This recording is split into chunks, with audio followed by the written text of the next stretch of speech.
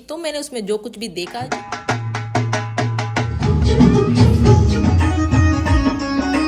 अच्छी मेहंदी लगाई थी पर वो थोड़ी पीछे से आएगा। और यहाँ पे एक बहुत ही, और ये है हमारे आरती जी की बात भी है और एक सैड क्या मतलब कि वगैरह करवा रहे थे।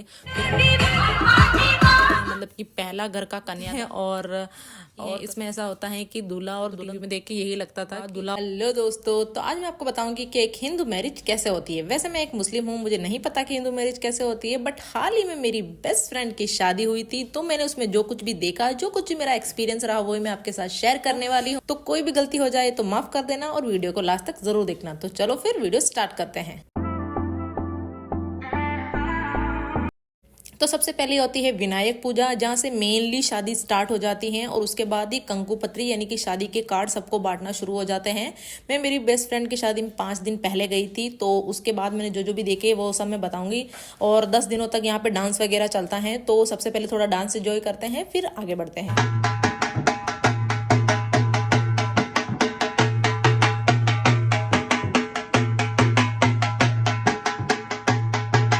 तो ये हो रही है उसकी हल्दी, क्योंकि हल्दी उसने बहुत ही सिंपल रखी थी, क्योंकि मेरी बेस्ट फ्रेंड को ज़्यादा तामझाम नहीं चाहिए था। तो ये हमजा है जो उसके हल्दी लगाने से मना कर रहा है, क्योंकि उसको लग रहा है ये चीची है। बट ठीक है, हल्दी बहुत ही ज़्यादा सिंपल हुई थी। उसके बाद ये है हल्दी की नाइट वाला डांस, जो कि सबने बहुत ही ज़्यादा एंजॉय किया।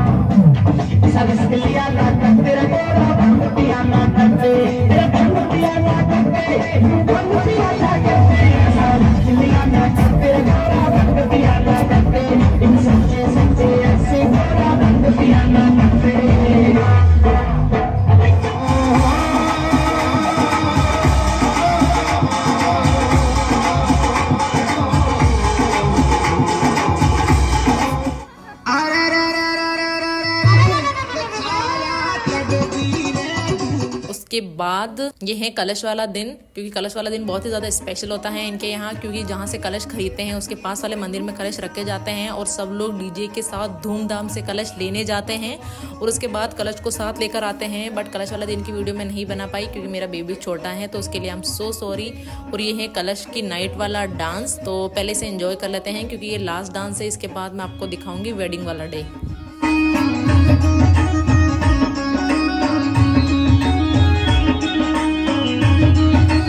जाती है देख लारे छोरियां नाच रही।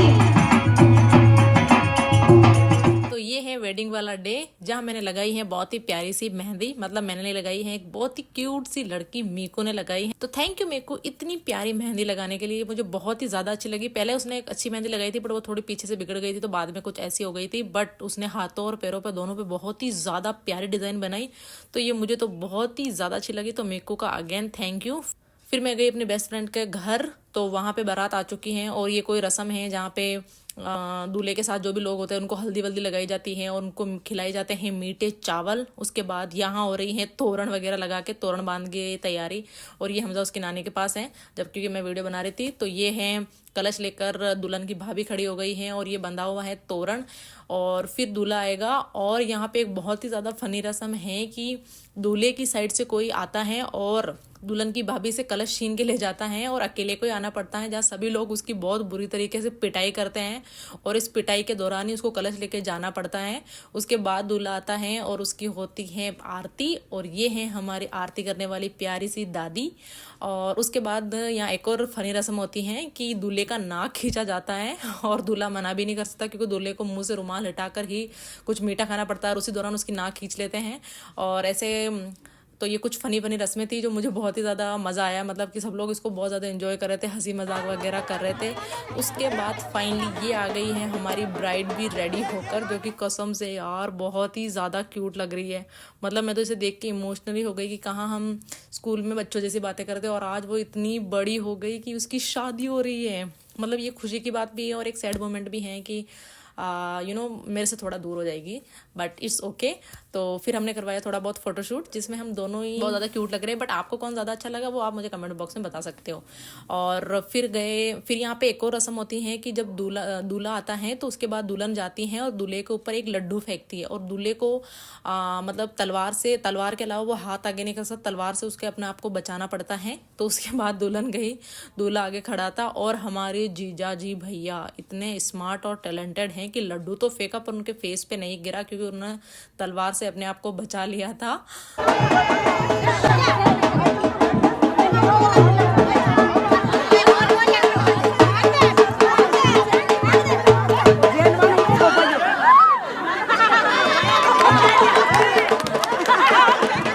ये कुछ रस्में थी जो मुझे तो बहुत ही ज़्यादा अच्छी लगी। इसमें कौन सी रस्म आपके यहाँ होती हैं, कौन सी नहीं होती हैं, किसी का नाम मैंने गलत बोल दिया हो तो उसके लिए माफ़ कर देना। और अगर कुछ और भी रस्में हैं जो होती हैं तो वो मुझे कमेंट बॉक्स में बता देना।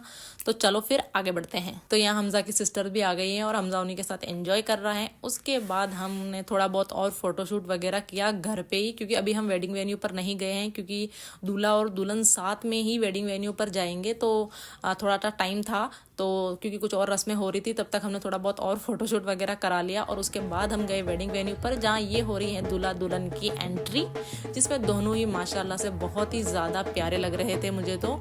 और उसके बाद ये है मेरी एंट्री। वैसे मेरी एंट्री हो चुकी है, बट मैं थोड़ा और दिखा रही हूँ कि मैं थोड़ा फोटोशूट वगैरह करने लग गई थी एंटर्स पर।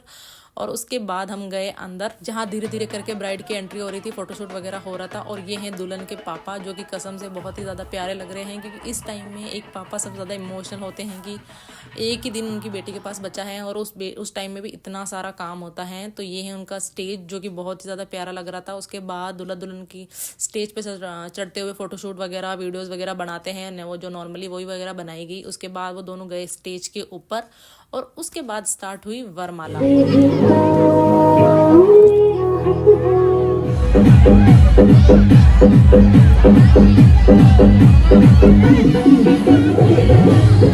और ये है हमजा, जो आपको पूरे स्टेज पे चक्कर काटते हुए हर वीडियो में नजर आएगा, क्योंकि भैया स्टेज तो इसी का ही था। मतलब हर फोटोज हर वीडियो में ये तो है ही है। तो फिर वरमाला बहुत अच्छे से हो गई, किसी ने कोई नाटक नहीं किया, मतलब कि कोई मस्ती मजाक वगैरह नहीं किया। बहुत ही नॉर्मली सिंपली दोनों ने ही अपने सर झुकाकर वरमाला पहन ली, क्योंकि दोनों एक दूसरे से बहुत ही प्यार करते हैं।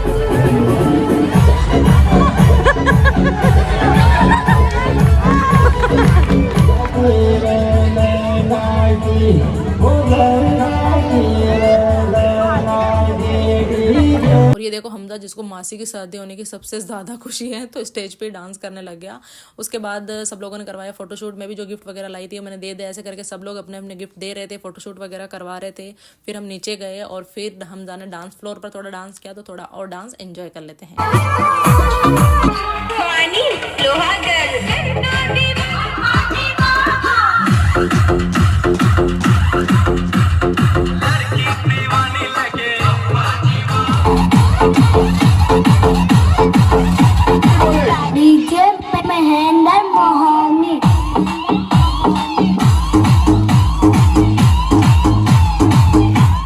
थोड़ा बहुत और फोटोशूट किया। उसके बाद हमने खाया खाना, फिर हम वापस से घर गए, क्योंकि मेरी बेस्ट फ्रेंड के घर वालों का मानना था कि घर की जो पहली बेटी है, मतलब कि पहला घर का कन्यादान हम कहीं और नहीं करना चाहते, घर पे ही करेंगे, वरना घर की जो दहलीज होती है वो खाली रह जाती हैं। तो उस वजह से सब लोग घर पे आ गए थे वापस से। और ये दुल्हन को सर में कुछ पहनाया जा रहा है, इसको क्या बोलते हैं मुझे नहीं पता है। और इनके एक और रस्म होती है कि पताशे और बहुत सारे सिक्के मिक्स करने होते हैं मामा को, और दुल्हन उनको अलग अलग करती हैं। तो इस रस्म को भी सब लोग बहुत ज़्यादा एंजॉय कर रहे थे। और कसम से यार, मतलब मेरी बेस्ट फ्रेंड इतनी ज़्यादा प्यारी लग रही थी ना मुझे, कि मैं आपको क्या ही बताऊं। और इसकी स्माइल तो माशाल्लाह से बहुत ही ज़्यादा प्यारी है। अल्लाह करे कि हमेशा इतनी ही ज़्यादा खुश रहें। उसके बाद छोटी मोटी कुछ और रस्में थी वो वगैरह की, और उसके बाद दूल्हा और दुल्हन दोनों को एक जगह बिठाया जाता है, पूजा वगैरह होती है, और उसके बाद में होता है गठजोड़। ये रस्म मैंने पहली बार देखी है। इसमें ऐसा होता है कि दूल्हा और दुल्हन दोनों के हाथ में मेहंदी से भरा हुआ सिक्का रखा जाता है, और फिर दोनों के एक एक हाथ को बांध दिया जाता है, और ये हाथ तब तक बंधा रहता है जब तक कि पूरे फेरे और कन्यादान वगैरह और बाह्य भाग में आने वाली रस्म कंप्लीट नहीं हो जाती। तो फिर इन दोनों का गठजोड़ हो जाता है, और उसके बाद ये जाते हैं बाहर जहाँ पे फेरे होने वाले हैं। तो चलो फिर बाहर चलते हैं। और ये दूल्हा और दुल्हन बाहर आ गए हैं, और अब होंगे इनके 7 फेरे। तो यहाँ पे फेरे स्टार्ट हो गए हैं, और ये मुझे पहली बार पता चला कि फेरे होने के तुरंत बाद मंगलसूत्र और सिंदूर नहीं पहनाया जाता। मुझे तो टीवी में देख के यही लगता था कि फेरे होने के तुरंत बाद ही मंगलसूत्र और सिंदूर वगैरह पहना दिया जाता, बट ऐसा नहीं होता है। सबसे पहले फेरे होते हैं, उसके बाद दूल्हा और दुल्हन बैठ जाते हैं, उसके बाद में कन्यादान होता है, और 7 जो वचन होते हैं दूल्हा और दुल्हन दोनों को दिए जाते हैं, और उसमें पंडित जी बहुत ज़्यादा मस्ती मजाक वगैरह करते हैं, मतलब बहुत ही फन वे में दोनों को 7 वचन दिए जाते हैं। और तभी ही दुल्हन दूल्हे के बाहर भाग में आती हैं, और उसके बाद दुल्हन को सिंदूर लगाते हैं, और उसके बाद दुल्हन को मंगलसूत्र पहनाते हैं। तो ऐसे करके शादी हुई, और शादी करने के बाद दोनों रात को ही अपने पास वाले कुल देवताओं के मंदिर में जाते हैं और आशीर्वाद लेते हैं। उसके बाद दूसरी सुबह दुल्हन को सीख दी जाती है। मेरी बेस्ट फ्रेंड की शादी में तो यही सब हुआ, अगर आपका कुछ चेंजमेंट हो तो वो मुझे नहीं पता है। तो चलो फिर आगे बढ़ते हैं। फिर जब दूसरी सुबह हुई तो दुल्हन के लिए भी एक स्पेशल मायरा आता है, मतलब कि दुल्हन के लिए सब लोग कपड़े वगैरह लाते हैं, दूल्हा दुल्हन दोनों के लिए। तो वो सारे कपड़े दुल्हन को दिए जाते हैं। उसके बाद दूल्हा और दुल्हन एक दूसरे को मुंह मीठा करवाते हैं कि चलो भाई फाइनली हम पति पत्नी बन गए। तो उस खुशी में तो मुंह मीठा करवाते हैं, और उसके बाद होती है विदाई की तैयारी शुरू। और उसके बाद में ये पता नहीं कि ये कौन सी कोई रस्म है, तो ये और करते हैं। उसके बाद वो जाते हैं और जो घर के पास वाला मंदिर होता है वहाँ पे आशीर्वाद लेता है, और उसके बाद आता है सबसे टफ मोमेंट जो है विदाई। और इस टाइम पे सब लोग बहुत ज़्यादा इमोशनल हो गए थे, क्योंकि मेरी बेस्ट फ्रेंड एक ही बेटी है, तो उसके भाई पापा सब लोग बहुत ज़्यादा इमोशनल हो गए थे। और बट क्या ही कर सकते हैं, देखो विदाई तो देनी ही पड़ती है। तो उसके बाद उसकी विदाई दे दी गई। तो ये थी शादी। आप सबको कैसा लगा? कुछ गलती हो गई हो तो माफ़ कर देना, और मेरा जो एक्सपीरियंस था मैंने वही बताया, कुछ गलती हो गई तो आप मुझे बता देना। तो आपको ये वीडियो कैसा लगा कमेंट बॉक्स में बता देना। साथ ही वीडियो को लाइक, चैनल को सब्सक्राइब कर देना, इंस्टाग्राम पर फॉलो कर देना। मिलते हैं अगली वीडियो में।